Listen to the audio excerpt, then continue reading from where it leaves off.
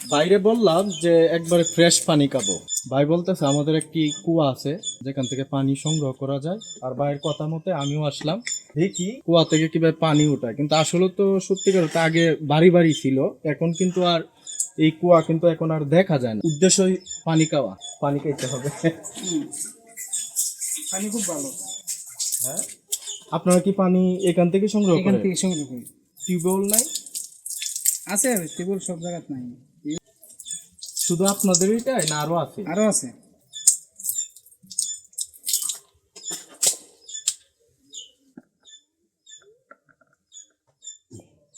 আলহামদুলিল্লাহ, পানিও একবার ফ্রেশ।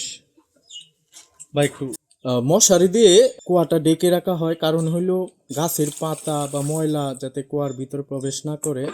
আর কুয়ার গভীরতাটা একটু দেখায়, কতটুকু গভীরতা এখানে? 40-45। এখন কতটুকু পানি আছে? এখন 15 ফুট আছে পানি নিচে। 15 ফুট। আপনাকে অসংখ্য ধন্যবাদ ভাই। ঠিক আছে, আসেন। ফ্রেশ পানি, আলহামদুলিল্লাহ।